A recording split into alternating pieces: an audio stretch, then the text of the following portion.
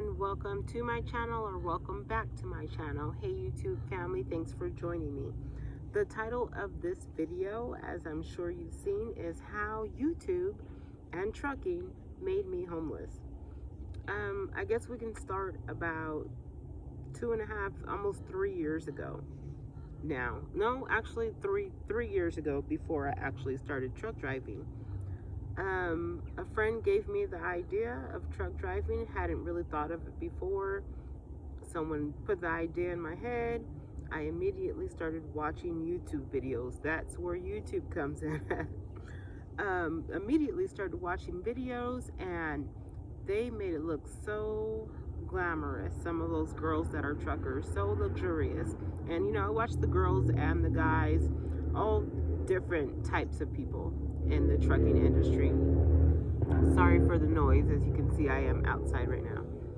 But some of those videos, they showed people traveling around the world, living their best lives, vacationing on each load that they took, and it just looked so wonderful. And a lot of them were living in their trucks. They were showing that they gave up their homes and were saving so much money, traveling the world, making money, living in the truck. Guess who decided to do it, guys? Guess who decided to do it after watching YouTube make it look so glamorous? Yep, I did. So this is what I did. Went and got my trucking permit. Boom, got that done. Super easy.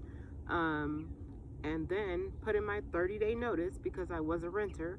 Put in my 30-day notice for my home and picked out a trucking school, or the opposite way around. Picked out a trucking school, got accepted, and then put in my 30-day notice. First school I went to, and I say first because there were several, and we'll get into that. First school that I went to, I got accepted by Swift. And hold on, guys, sorry, my phone is ringing. I try to silence my notifications. Hopefully my phone ringing didn't mess up the video, but went to school, got accepted by Swift, went to Swift. Swift was, it's probably good that I did not get my license through Swift, with all of the bad things that I've heard about it, and I had a bad experience as well. So I have my permit already, going to Swift, you know, to try to get my license, my commercial driving license, and about maybe, I want to say almost 2 weeks in, everything, no, maybe a weekend, because this is still classroom time at this point. Either way, a week or 2 weeks in, I already have my medical clearance, my DOT. For any of you that know what that is. For those of you that don't, you have to get medical clearance to be a commercial driver, and I already had that done. And then Swift comes in and says, okay, everyone has to also have it done with our doctor. So their doctor comes in, boom, clears me, everything's fine. They have another doctor come in, I think 2 days later, and I don't know if this would make a difference, but some doctors from different cultures do view things very differently. So my first doctor that cleared me was Caucasian, cleared me, everything was fine. For some reason, they had another doctor come in. I guess that doctor had quit, and they wanted the new doctor to redo everyone's medical. The new doctor that came in was Asian.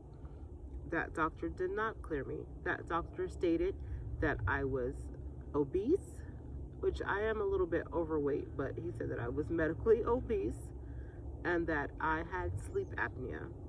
I've never had sleep apnea, and I've had medical clearance DOT before that, because I started with a Class B. I've had a Class B for years, and for years I've been getting my DOT. Never once has a doctor said that I needed to be checked for or had sleep apnea. So now Swift says that I have to do the sleep test, have to get this machine and all of that before I could continue with them. So I decided I don't want that on my record, because I've been cleared before, been cleared for years, The only problem that I do have is hypertension. And I said, I'm not going to get that. So I left Swift. Now, mind you, I put in my 30-day notice already. I'm no longer at my home. I'm thinking I'm going to get my license, be on the road, and in a truck already by now. Didn't happen. So I leave Swift. I end up just staying in a hotel for a while until I found another school to go to. Next school was CR England. Another school that, you hear not so great things about. But okay, my friend that originally told me about trucking, he went to CR England. He did say his experience was not the best, but I could go there and get my license for a low cost. You drive for them, you pay it back by driving for them. Basically, they will give you a loan. Okay, so I try that. I go to CR England, and mind you, I just left Swift, and let me rewind a little bit. You also have to get drug clearances when you become a commercial driver. So Swift did a hair follicle test and a urine test. Mind you, I don't use any drugs. Only medication I take is for hypertension. I barely drink. Past that with Swift, flying colors, my hair test, my urine test, of course, everything. Now, here comes, this is about just a few weeks later, maybe 2 weeks, I want to say, I'm at CR England. In class at CR England, we're starting to drive a little bit already. Things are going well. So I think CR England comes in, starts to call people out of the class. They call me out of the class and say that I need to call this number they give me a paper for. It's a few of us. Guess what they say? And it was just so funny to me. There's such a freaking joke. That I did not pass my drug test. That I failed my hair test, but passed my urine test. Or either it was the opposite way. No, it was passed the urine test, failed the hair test. Now, how's that possible when I just passed with Swift? If there was, and they said that it was marijuana. You guys, I am in my late 40s. I tried marijuana maybe twice in my life when I was about 16, and then again in my 20s. I don't smoke marijuana, just at all. I don't eat any edibles. I don't have anything to do with marijuana. So, come on, CR England. I asked them, can they redo it? They refused to redo it. I told them that there was no way that could be in my system. They didn't care. Asked me to leave the school. And someone said that I should or could have possibly, taken that to court and fought that. Because, like I said, I've just passed the test with Swift, hair and urine. And I don't do anything. Any type of drugs, like I said, barely drink. But now they're saying that there's marijuana in my system at CR England. So, did not get my license through them. So now, going back to, I'm homeless again at this point. I'm not in trucking school. I'm back staying in a hotel. Mind you, my money's low at this point because I should have been had my license, been on the road, been in a truck.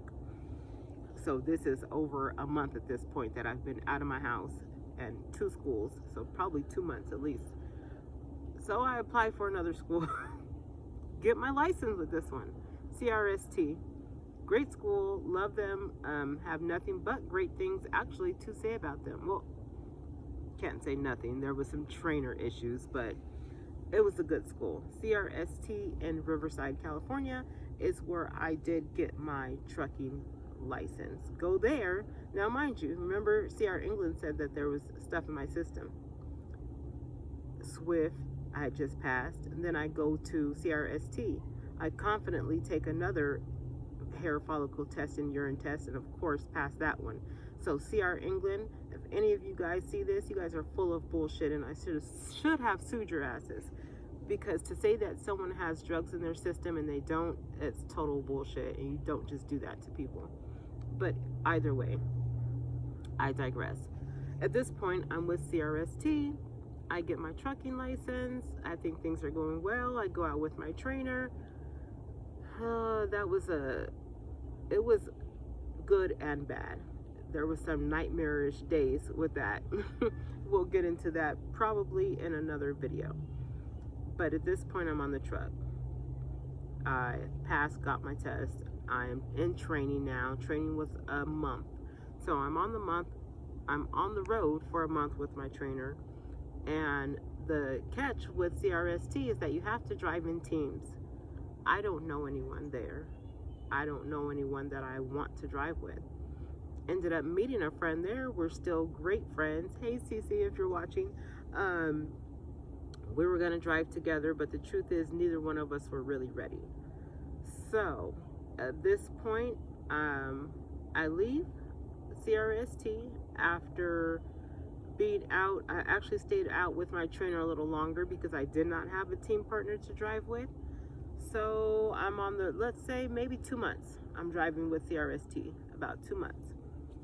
And then I leave them, I find a trucking job. Get with that job and totally sucked. You want to know why? I couldn't back to save my freaking life. So I decide, okay, I need some more training. You guys don't talk crap about me. At this point, I go to Schneider. I'm hired by Schneider. I'm like, okay, I need some more training with my backing.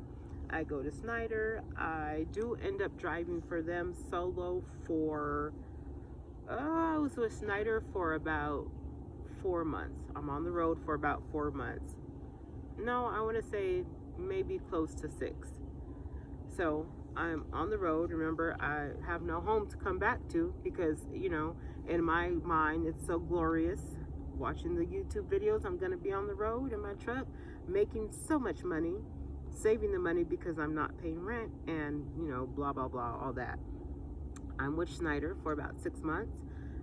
Their plan that they had for me, I believe, was 34 days out and 4 days at home. It was something similar, something like that. That sucked.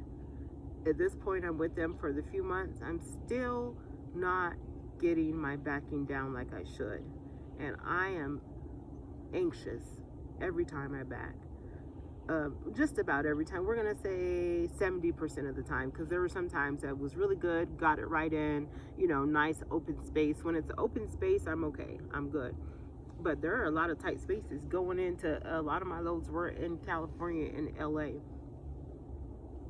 Sometimes you got to back in off the street.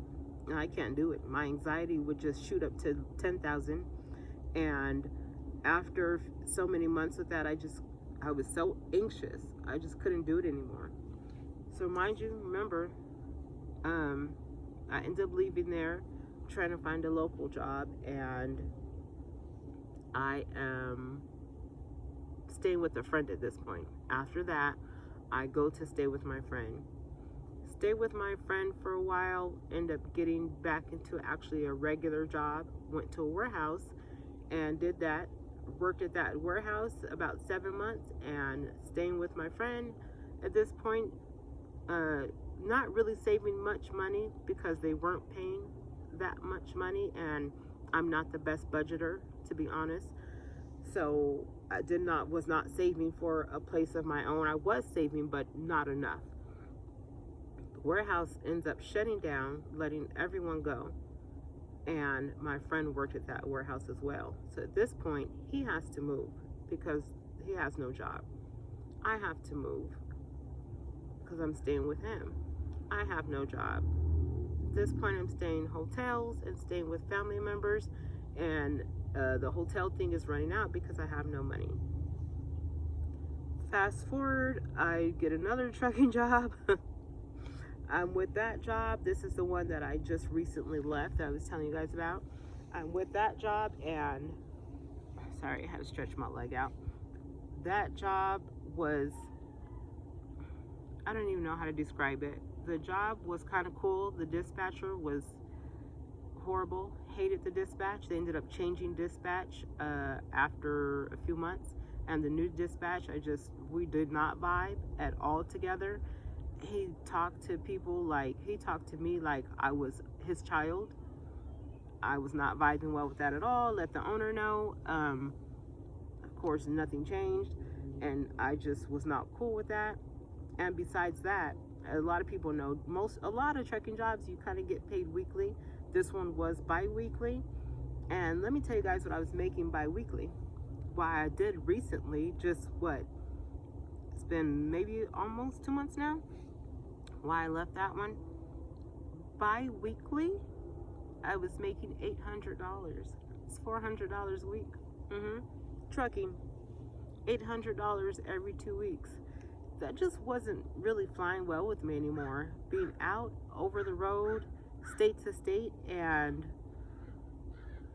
I mean, most of the money was being spent on eating and then hotels, because some days dispatch would not have a load for me for maybe a good 4 days. I think 5 days was the longest I didn't have a load.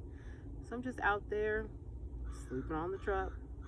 You know, you have to eat, you have to shower, and if you're not fueling, then you're not showering because you don't have the points. So I'm spending money on showers, I'm spending money on laundry, I'm spending money on food, and I'm only making $400 a week. And I still have cell phone bill, you know, other bills. Of course, you still need toiletries, you still need a lot of stuff when you're out there on the road. So that $400 a week was going like nothing. And mind you, I'm traveling state to state to state. I'm going all the way from West Coast to East Coast, North, South. I'm literally everywhere. There's only a few places I have not been. I haven't done New York and New Jersey. Don't want to do Northeast, but I've been Southeast. I've been everywhere.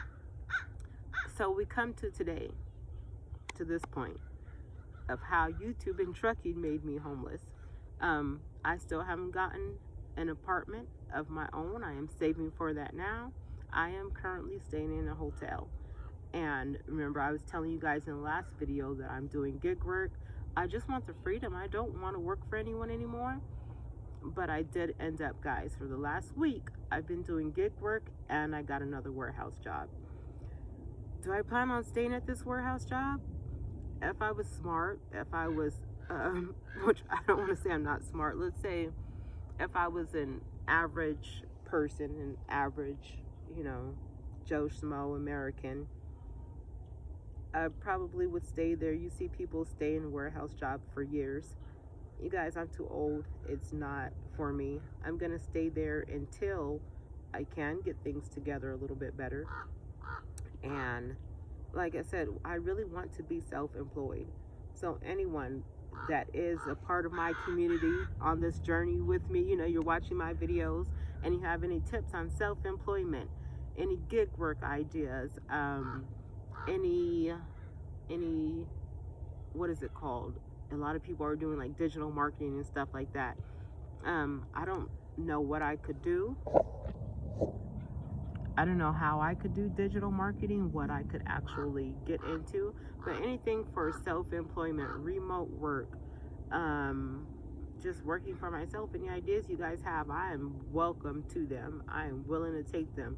Put them down in the comments for me. And let's see if I can think of anything else.